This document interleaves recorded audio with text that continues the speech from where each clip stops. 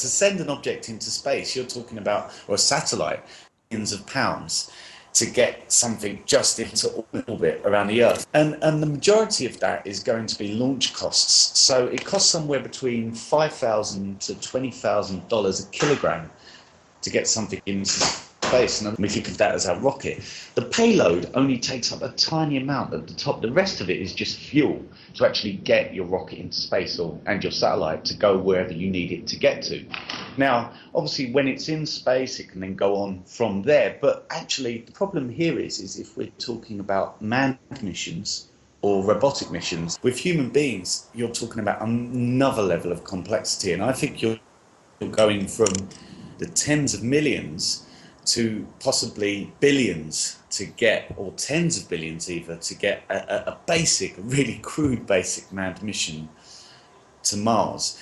Because the thing is, you can't just simply launch your rocket as you would a satellite from Earth and let it fly off to Mars. Basically, you've got to take on more stuff. You've got to get, habitable areas, all these kind of things. And this is what I would say, since a rocket can only launch so much in payload, what you're going to need to do is actually build something in orbit around the Earth, which will take human beings to Mars. Now, the problem you've got there, as I say, you've got to talk about, it's about, I think, 4 years each way, roughly, I think. You've got to have enough water, which you've got to recycle, so you've got to take all the material to recycle that. You've got oxygen recycling, food, heating. You've got to have all these things on board. Exercise is going to be a massive thing because at the moment I'm working against gravity. Basically my heart is working against gravity to pump blood up from my feet to my head. That actually keeps my heart physically active, keeps my muscles and my bones physically strong. Now, if you're in space, you don't have to, you're weightless, you're not massless, but gravity isn't acting on your body. That means your heart doesn't have to work as hard. Like any muscle, it will start to shrink. Arm muscles, everything else will start to shrink. Your bones actually will start to lose some of their density because they don't have to be as physically strong. You've got 4 years of this when you're going to Mars, so you're going to have your people exercising along the way, which is incredibly important.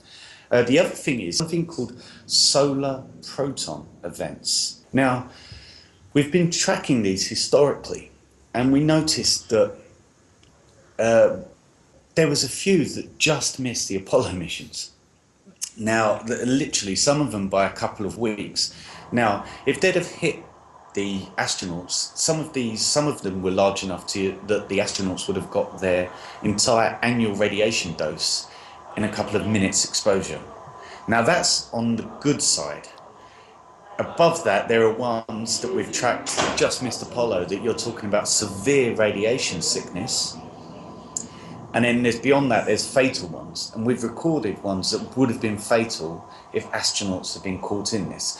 But not only have you got the physical well-being of the human beings, you've got the mental well-being. It's a bit, I know this is going to sound really nerdy, especially me being a physicist, but if you've ever seen Red Dwarf, the whole point of there is about, like to be stuck in, with no hope. You're stuck in somewhere with 4 people for years and years and years.